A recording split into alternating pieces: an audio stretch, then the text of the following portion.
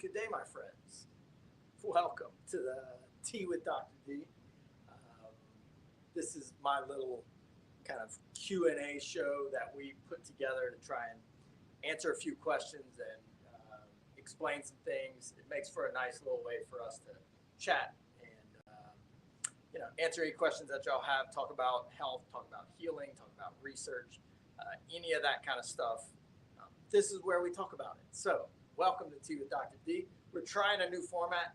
Please check in, tell me you're watching, tell me hi, and tell me if you can hear me. That is the most important thing, because if you can't hear me, we can't help a whole lot. So please drop a comment, say hi.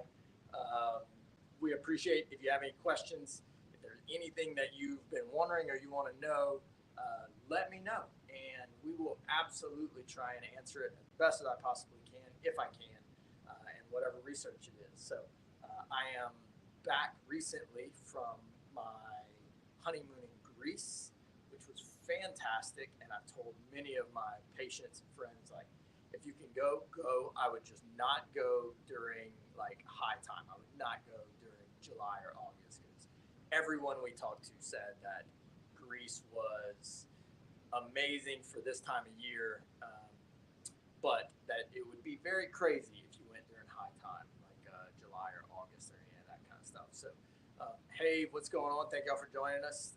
Tea with Dr. D. If you have any questions, please let me know. You can text us. This is actually me. If you text 801-691-7582, I'm the one who answers those. So if you do have any questions, yeah, shoot me a message. We're trying a little different format today, so let me know what you think, and let me know if you can hear me. Again, please. Hopefully you can. So, thank you to everybody who's joining us. Let's dive in. Let's answer a few questions. This is in Surat. I hope I'm saying that correctly. Is there a difference in low back pain condition? What tells us the type of pain that somebody's getting? So thank you so much for asking the question. This is in response to a video that I put out talking about the cluneal nerves. And your cluneal nerves, I'm going to zoom in right here so you can kind of see right here. Your cluneal nerves are the nerves that come over your hip bone right here. So if you see these little nerves that come through, those are the ones that cause this one-sided back pain. If you like put your hand on your hip right there and you're like, that's where my back hurts, then that is where your cluneal nerves are causing the pain.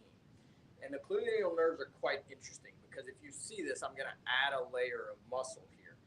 They come through your thoracolumbar fascia. They come through the muscle and fascial layer. And so if I tighten up on one side, I can pinch off these nerves and it really causes a lot of pain going into my hip. And we need to treat and loosen up all of the tension there. So how do we identify this? We do a lot of hands-on and movement assessment. This is something that I don't see nearly enough in the healthcare field, where we're using only an image to decide where somebody's having pain. And if you start to move someone and you lean away from the side that somebody's having pain, I'm tensing the thoracolumbar fascia. I'm going to tighten that. So if you lean away and your pain gets worse, or you lean forward and your pain gets worse, you're increasing the tension on these cluneal nerves, and that gives us a hint that it might be a nerve compression problem that is causing your one-sided back pain. Now, when we're looking at this, what tells us the type of pain, whether it's muscle or nerve, then what we're trying to identify is, does it come and go with certain movements? If you're using a muscle and that muscle is your pain problem, we would likely see that it increases. If you increase tension across a nerve, we would see that the nerve pain gets worse. So these are all things that you really need somebody to get their hands on you, to get you moving and do a differential diagnosis to identify where your pain is coming from. This is not solely based on an image or based on an x-ray or an MRI or something like that. You got to move. You got to see where this is at. Because I've had so many patients, Surat, who had an MRI that shows that they have a bulging disc and we start moving them around and putting tension across that disc and compressing the disc tissue and moving the nerves and the structures around that disc, and they don't have any pain. And then we start doing things that stress the cluneal nerves, and we find out that their pain increases. And I'm like, look, I know that your image or your MRI tells you that you have a bulging disc, but when we do all of these movement assessments, it tells us that that's not the pain generating tissue in your body. So that's why it's so important to get like a physical assessment done of your pain to really identify where your pain is coming from and like what structures in here could be causing the type of pain that you might be having. So hopefully that helps. What tells us the type? It's movement, it's stressing the structures, it's moving the muscles or the joints, it's moving and compressing and decompressing the nerves. And we take all that information, and that gives us at least a decent idea of what structure might be causing pain for you. And now we can identify what do we need to do to actually get some of that stuff better. So without going into like a full lumbar pain class that where might get you a little bit bored, hopefully that answers your question about, is it different in specific low back pain conditions? Absolutely. If you're leaning towards the side, so in a cluneal nerve pain problem, if you lean away from the side that you have pain, it usually will increase. In let's say like a disc problem, if you lean towards the side that you have pain on and it increases, then that more than likely identifies a disc problem. Again, we've got to take a lot of this information and put it together, but those are the things that you want to look at, and that's why it's so important to get a movement assessment and a real good physical diagnosis, because you're not your image, you're not your MRI. There's so much more to identifying what is actually causing pain in your body in that moment so that we can treat it effectively. So thank you, Surat. Hopefully that helps answer your question. Chris, I'm assuming that's Chris.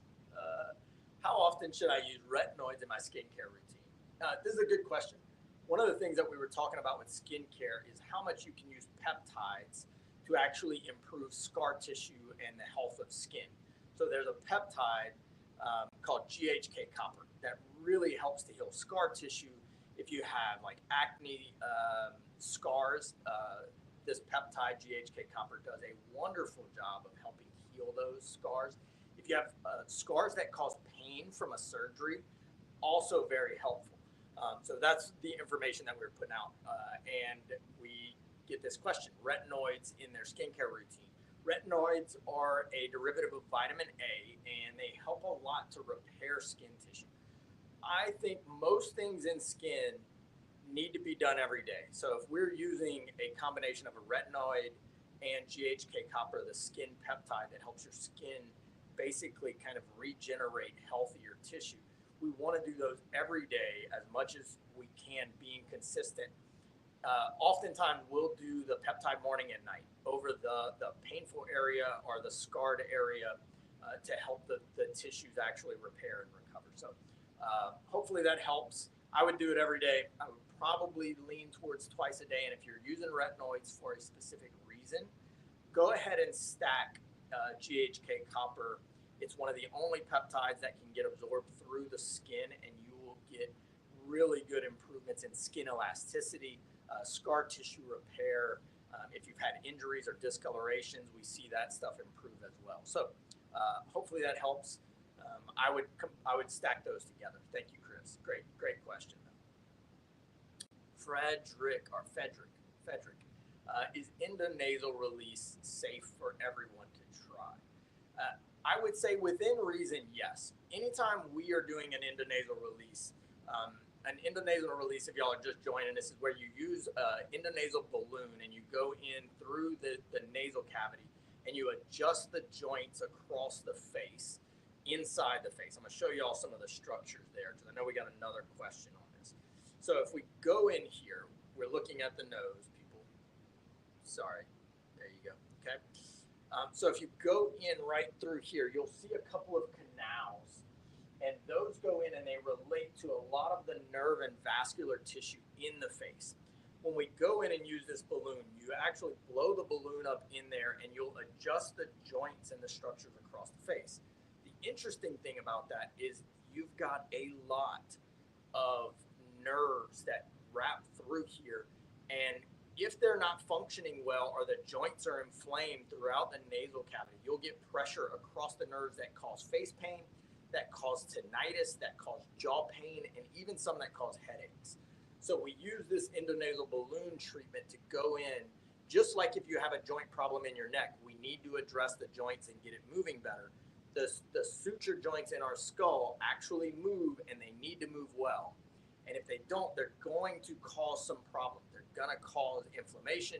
They're going to cause blood flow problems and nerve problems, where your nerves are trying to send the signal to your brain that there's a problem. And if you don't adjust those joints, you could have some issues with it. So I would say within reason, it's safe for everyone other than people who've recently had nasal surgery. We do it on people who've had nasal surgery, but not for probably 6 months, and make sure all those structures are nice and healthy before we go in and do an endonasal release for, let's say, headaches, sinus problems, pressure across the eye, or nerve pain that comes into the face.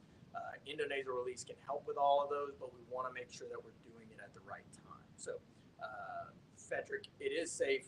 I would say ask your doctor, ask your healthcare professional if it's something that would help your condition, and make sure that that is something that you safe. The first few times that is safe for your condition. The first few times we do it, it's a very light treatment. We're kind of getting those joints moving, and then we increase the intensity as you would with any type of physical medicine treatment. The first few times are usually a little bit lighter, and then we build as we go. Same thing with endonasal release. So good question, Frederick. All of our therapists are certified and trained. Let's see. Sandra 58, thank you for your question. Hi, everybody. Again, Tea with Dr. D. If you have a question, let me know. I'll try and answer it as much as I can. So how does adjusting the structures inside the skull help with joint function? Okay. So the joints in your skull, I'm going to try not to slow this down too much. The joints in your skull are these little suture joints, right? And these little suture joints that you run through here are tied together by basically like a ligament that holds them together, but they're supposed to glide and slide and flex. That's what allows the pressure and blood flow across our brain to be modified, that all of these joints and structures are supposed to move well. If we're not moving those joints or the suture joints in our head very well, or if we start to have a problem, we start to have inflammation in there, then you're going to see a snowball effect. And one of the things we see a lot whenever these joints aren't moving well is we start to get facial pain. And a lot of that is because a lot of these nerves that come into the face come right around these suture joints.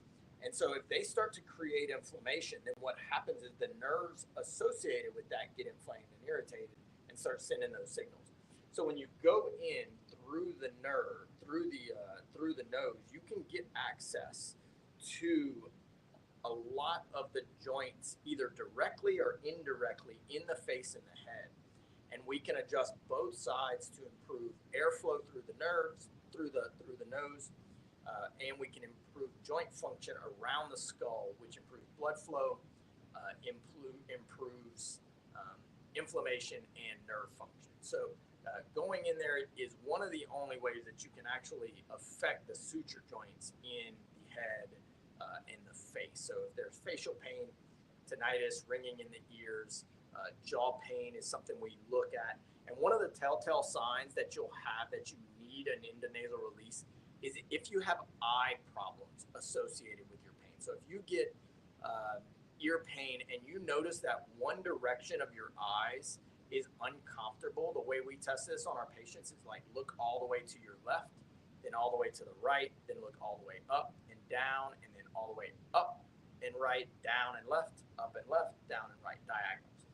If you do those and you notice that one side is like you go to look up and to the right and you feel pressure behind the eye, there's something going on there that we need to look at, and it may be treatable using an endonasal balloon. So a lot of the eye muscles are connected to the skull, and if we have joint problems in the suture joints around the skull, you're going to have problems moving the eyeball itself. So that's a nice little cheat for you to be able to use to know, hey, is my facial pain, my jaw pain, my ear pain associated with some of the joints in and around the face being dysfunctional? So hopefully that helps and makes a little bit of sense, Sandra, and you can use that to make a good decision. Ask your healthcare professional, of course. Would this help with headaches and migraines? Absolutely. Yeah. We see a lot of our migraine patients need this care. Now, look, headaches and migraines very often can come from blood flow to the head. They can come from the structures in the upper neck. So the joints in your neck and the nerves that wrap up into your head. There's something called a cervicogenic headache. If moving your neck around, or if you have a lot of tender spots in your neck, then we need to treat those structures. If you have jaw problems, then we need to treat those structures. I don't want to make it sound like this is only coming from, the blood flow or the structures around the eye or around the nasal cavity. But it can be involved, especially in this area. I see people all the time who've had broken noses, who had, really severe issues with breathing at night, or they have a lot of sinus problems, and these lead to headaches. And once we start doing endonasal release and opening up the airflow, opening up the joint mobility, and taking pressure off of the nerves of the face, their headaches go away. Now, a lot of that would say, is your headache on the front half of your skull or your face? So do you get it more around the eye? Do you get it on the front of the face? Or is it more towards the back? And is it only on one side? If it's only on one side, I would say most times than not, your headache is coming from a structure that we can treat and get it better. If you get traditional migraines, that is an aura, then we often have to kind of dig in and look like, is there a trigger to your aura that we need to treat and improve that and lower the trigger to the migraines? That's something that we can absolutely do. And we've seen patients who had years of migraines, and you start treating the neck, you start opening up the airflow through the nose using like an endonasal release, and their migraines go away. So it definitely can help. There's more layers to that onion than just like, hey, we're just going to go and do that. This is why, again, going back to the back pain question, it's great to get a really thorough assessment to identify where your pain is coming from. We need to know that. If we don't know what structures are involved, and you're just throwing treatments at everything, you're going to have a tough time truly making the progress that you want to make. So endonasal release is great, and I would absolutely be looking for it if you have one-sided headaches, if you've got headaches that come from the front or that are affected by eye movement. Definitely get it checked out. I think it could definitely be something that gives you a lot of relief. So thank you for your question, Sarah. I think Sarah.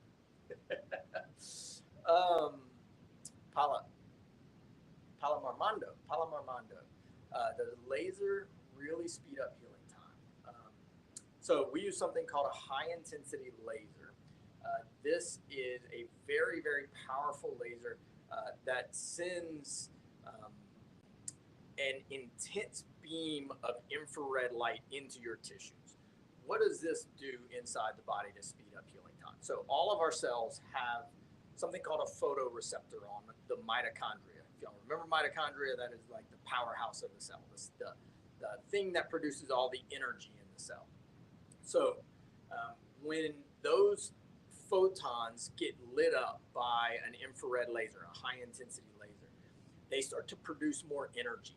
The more energy your cells have, the more they can clear inflammation, the more they can repair tissue, the more they can go in and clean up damage. So When we do that, absolutely, it can speed healing time. Look, if it's an acute injury, I've seen somebody come in with like what would look like a 6 week sprained ankle and walk out with no pain, like to that degree, if we catch it really, really early. Now, if it's an acute problem, it works really fast, right? For people who've had like long-standing nerve pain and the nerve is actually damaged, this might be something that takes 90 days to actually get that nerve to start repairing.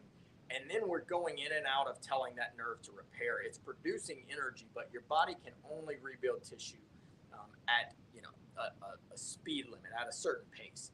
Um, so absolutely, acute injuries is going to blow it out of the water. It might speed healing time by 300%. Um, when you stimulate cells, they can produce 8 times more ATP with a laser. So the top end of this would be that you could speed healing time by 8x, 800% faster. Now that would be in like a perfect situation, um, but absolutely, you'll see everything work better when you do laser. If you've got a shoulder problem, if you've got a nerve problem, an early tendon injury, it's incredible. If you have like golfers or tennis elbow or rotator cuff injury, those things, I think high intensity laser is like just a super important treatment for.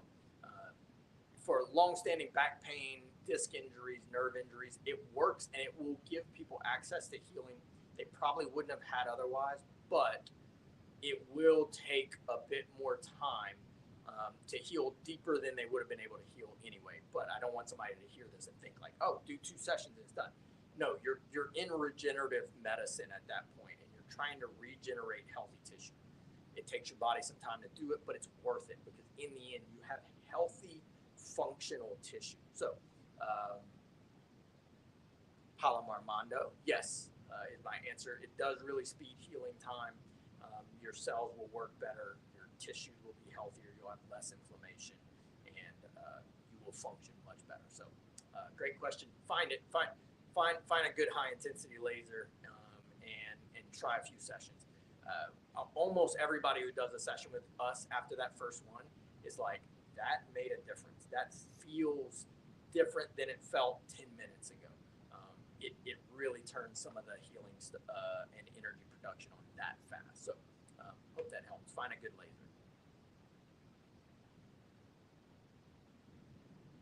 What else we got? What questions do y'all have? Y'all have any questions y'all need answers on?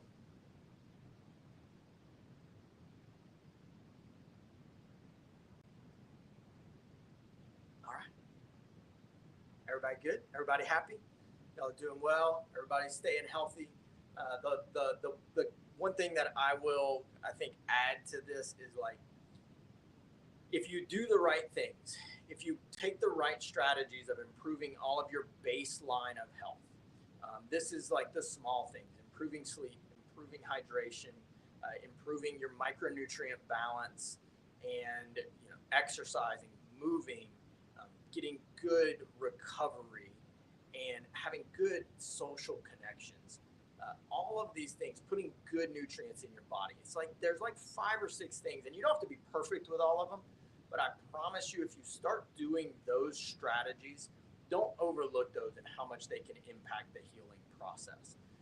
You'll see a tremendous change in your ability to heal if you create an internal environment in your body that encourages healing. I see it all the time. Somebody who's hurting, they've got a back problem, a disc problem, they're still smoking, they're not drinking enough water or staying hydrated, they're not eating good healthy foods, and they're wondering why they're healing slowly. Do the basic stuff right and watch how much your healing process changes. So that's my caveat. Make sure you're setting up a great internal environment for your body to heal. And I'm telling you, no matter what your problem is, no matter what pain you're having, you're going to heal better. You're going to feel better faster than you would if you were not doing that. So that's my plea. Do like one thing. Do one thing to get a little bit healthier today, and your body will thank you, your cells will thank you, and you'll heal much faster. So I hope that helps everybody. Thank y'all for joining us. Thank y'all for dropping in and saying hi. Text us, shoot a message 801-691-7582. If you know somebody that needs a pain addressed, they need a good opinion about what's going on with them, tell them to call the office. 337-504-5144 is our office number. We've got the best team in the world. We have the most caring and smartest therapists around. And if you've had trouble getting better or healing, give us a shout. I think the collection of advanced treatment, elite, like hands-on assessment, along with advanced technology in like the regenerative medicine world, is the best thing that we can do to actually change this chronic pain epidemic that we're dealing with, and we can actually get people to where they're living healthier and they're feeling better. So hopefully that helps. If you know somebody who needs some help, shoot them over towards our page and tell them to reach out. Don't be scared. We'll have a conversation, and I promise you that we'll get you whatever answers we can, and we'll be honest about where you're at and what's going on with you. So y'all have a great evening. I hope that you have a wonderful rest of the week, and I will see y'all next month on Tea with Dr. D in November. So have a great day, everybody.